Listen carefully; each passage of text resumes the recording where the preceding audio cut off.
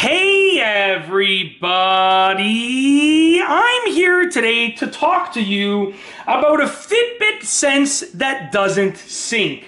I'll be going over 5 things to try first in this straightforward tutorial. Let's get right into the video. There are many things that you can try, but these are by far 5 of the most common things that will work and 5 of the easiest, fastest solutions. And yes, I did leave a little Easter egg over there of me in the reflection of the tablet. You guys are probably thinking, oh my gosh, you didn't notice. Oh, I noticed. There I am right there. Hello, how's it going?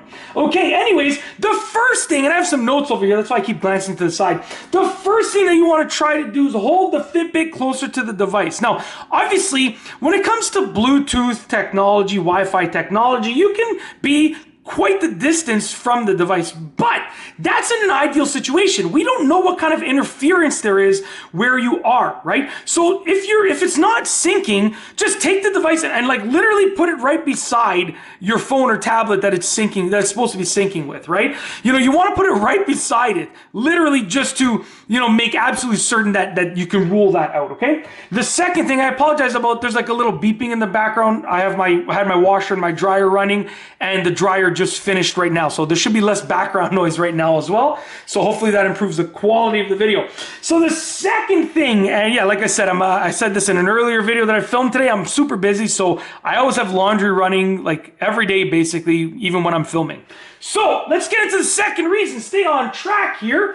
Make sure that your Bluetooth is on your phone or tablet, okay? So whatever you're trying to sync it to, make sure your Bluetooth is on. And I only say this because sometimes I will turn off my Bluetooth on my phone, okay, for a reason, you know, because like I'm connected to like the car speaker and my wife is in the car, you know, so like I'll just disconnect it so that she doesn't have to listen to the music that I'm listening to or the phone call that I'm on, whatever the case is, right? And then I'll forget to turn it back on. So make sure your Bluetooth is turned on, because sometimes we turn it off for whatever reason, and we don't want it to, when we try and sync up and it won't work. So make sure your Bluetooth is turned on your device that you're trying to sync with.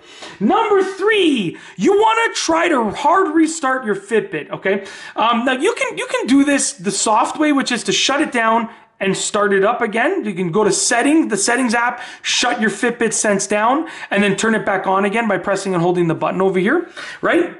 Or you can do a hard restart, which is what I recommend, which is you press and hold this button down for at least 10 seconds until the Fitbit logo appears on the screen. When you're doing that, make sure you're pressing the button down firmly and holding it down nice and consistently so that the Fitbit registers that you're holding it there, because it's not an actual button. So you want to make sure the Fitbit knows you are holding this button down, okay?